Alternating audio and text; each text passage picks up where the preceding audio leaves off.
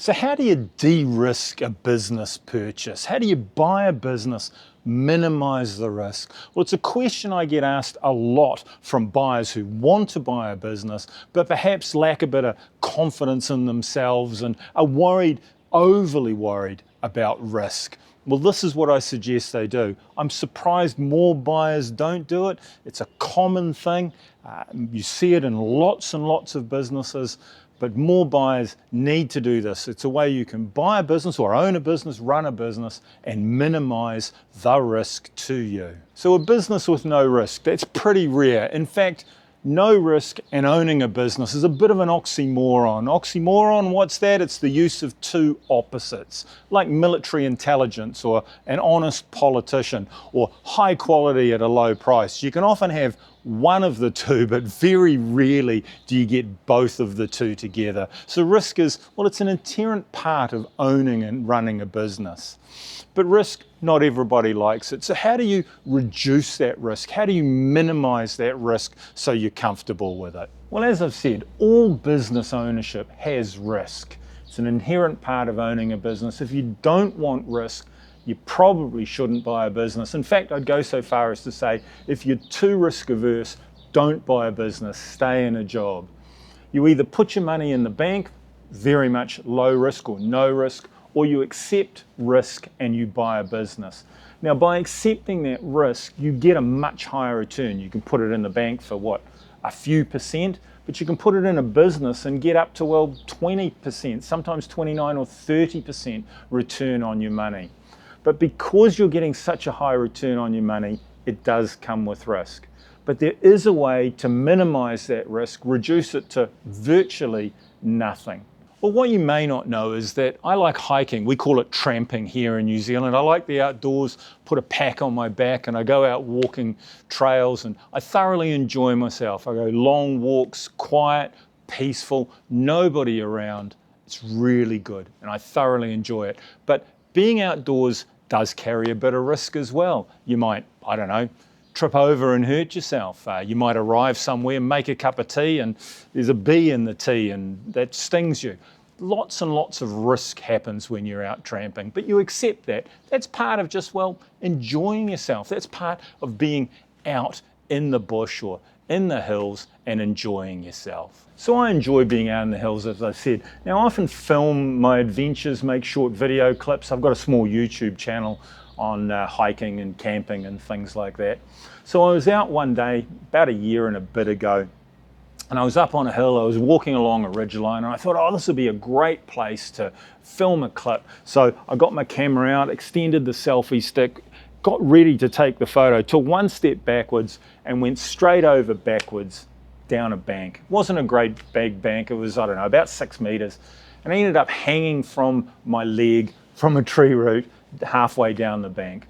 I managed to extricate myself, get back up onto the trail, and to my absolute horror, I hadn't pressed record. So not only did I fall down the bank, I didn't actually record it.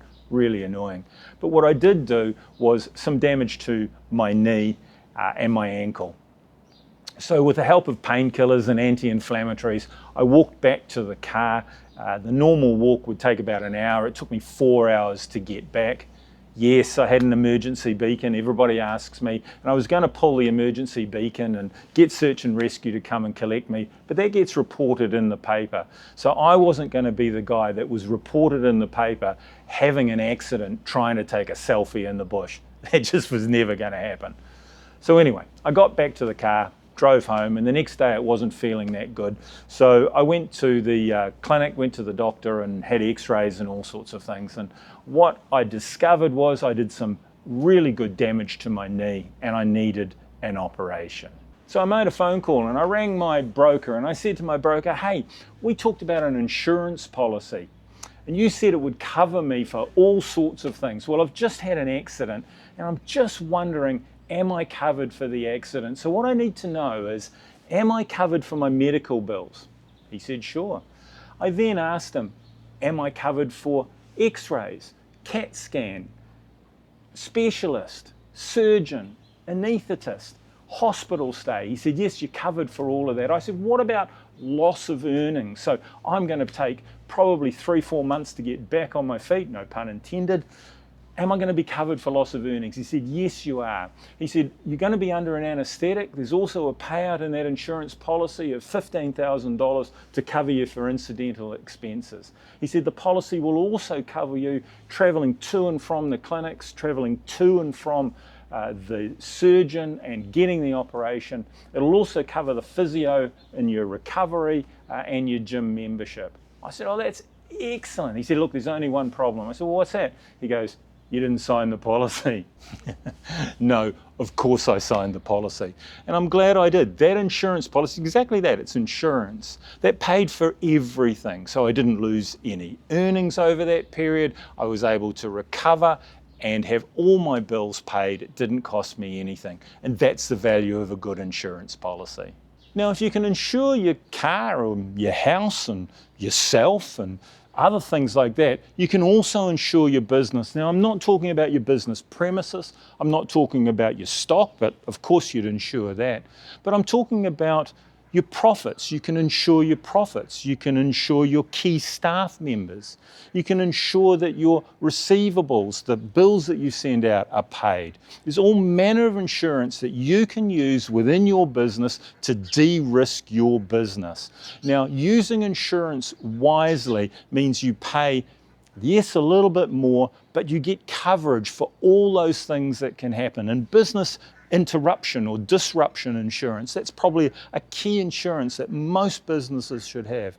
Now, I'm not an insurance broker. I don't sell insurance, but I see lots and lots of businesses, and businesses with a good, comprehensive insurance policy are usually way more profitable and way better in covering off the things that happen, those unexpected events that happen during the business life that protects the business, protects the investment, and obviously protects the owner.